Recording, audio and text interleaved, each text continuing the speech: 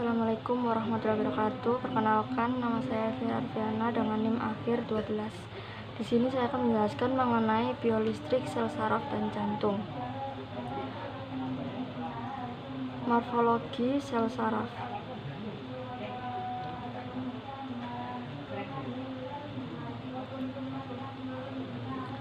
Yang pertama ada badan sel, yaitu mengandung inti sel dan sitoplasma. Di dalam sitoplasma terdapat mitokondria yang berfungsi sebagai penyedia energi untuk membawa rangsangan. Lalu ada dendrit, adalah serabut-serabut yang merupakan penjuluran sitoplasma. Dendrit umumnya banyak dan pendek-pendek, berfungsi untuk membawa rangsangan ke badan sel. Sel sekwan adalah sel yang mengelilingi selubung mielin, berfungsi untuk mempercepat jalannya impuls, menyediakan nutrisi bagi neuri dan membantu regenerasi dan neurit. Akson atau neurit. Akson adalah serabut-serabut dari penjuluran sitoplasma. Bedanya dengan dendrit, akson memiliki ukurannya lebih panjang. Fungsinya untuk membawa dari badan sel ke sel saraf lain. Selanjutnya ada nodus Ranvier, adalah bagian antara dua segmen selubung mielin. Nodus Ranvier berfungsi sebagai loncatan impuls saraf agar sampai lebih cepat ke tempat tujuan.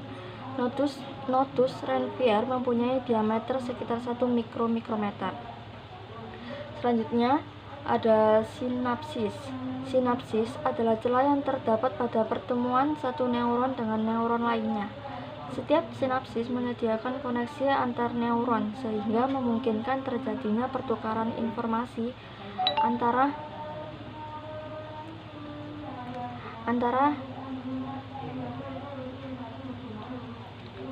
neuron tersebut. Informasi ini ditukarkan dalam bentuk zat kimia yang disebut neurotransmitter.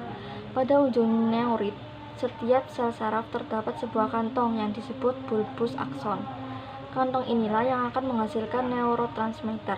Selaput mielin adalah selaput pembungkus neurit. Selaput mielin tersusun dari lemak. Selaput mielin ini mempunyai segmen-segmen dan melakukan diameter di antara dua segmen disebut dengan nodus Ranvier.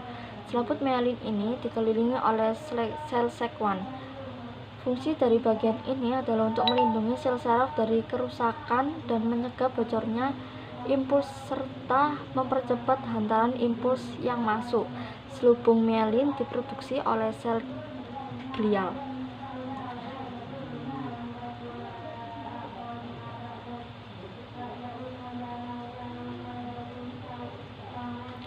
Selanjutnya ada mekanisme depolarisasi, repolarisasi potensial aksi, perambatan potensial aksi.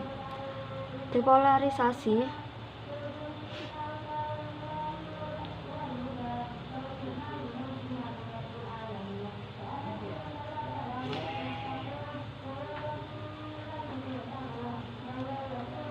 Lalu ada repolarisasi, adalah dalam keadaan repolarisasi, potensial membran berubah dari positif di sisi dalam menuju kembali ke negatif di sisi dalam. Tahapan repolarisasi diawali dari suatu titik dan merambat ke seluruh permukaan membran sel. Tahapan ini, kanal Na+ mulai tertutup, kanal ion K+ terbuka, dan ion K+ keluar, sehingga membran potensial kembali ke fase istirahat.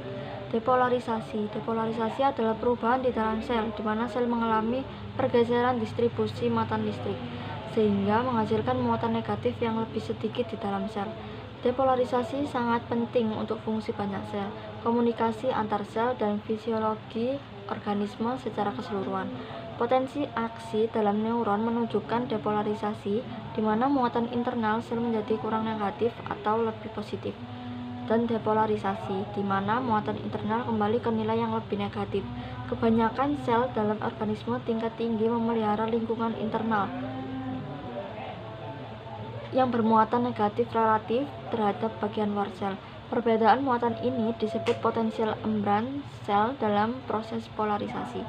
Muatan internal negatif sel untuk sementara menjadi lebih positif atau kurang negatif.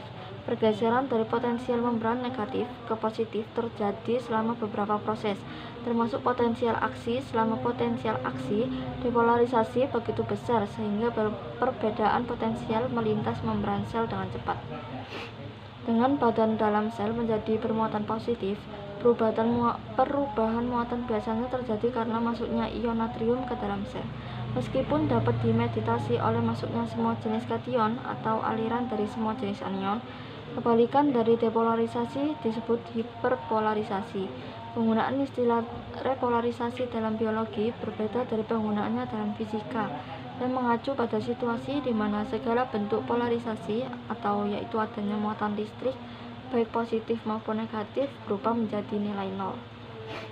Selanjutnya ada perambatan potensial aksi. Potensial aksi pertama, potensial aksi dibandingkan ketika ion natrium mengalir ke dalam melintas membran pada satu lokasi. Membran mengalami repolarisasi ketika K+ mengalir keluar. Potensial aksi kedua, depolarisasi potensial. Aksi pertama telah menyebar ke wilayah yang bersebelahan pada membran tersebut, mendepolarisasi wilayah itu dan memulai potensial aksi kedua.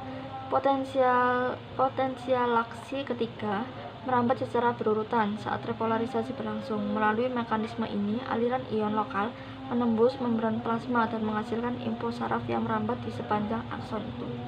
Selanjutnya ada mekanisme sinyal listrik dari otot. Sinyal listrik dari otot atau nama lainnya adalah elektromiogram.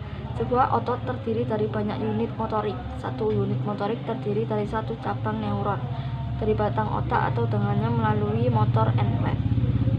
Chorda spinalis dari 25-2000 serat otot atau sel yang berhubungan ensial istirahat di kedua sisi membran pada sebuah serat otot, serupa dengan potensial istirahat di serat saraf.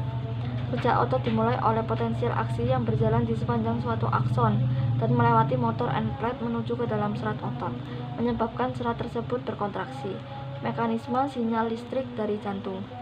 Mekanisme sinyal listrik dari jantung akan berkontraksi secara ritmik akibat adanya impuls listrik yang dibangkitkan oleh jantung yang disebut atriomitik. Sifat ini dimiliki oleh sel khusus otot jantung. Terdapat dua jenis khusus sel otot jantung, yaitu sel kontraktil dan sel otoritmik. Faktor yang mempengaruhi laju kelistrikan saraf. Neuron sangat sensitif terhadap perubahan pH dari cairan interstisial di sekitarnya. Dengan contoh kondisi alkalosis akan meningkat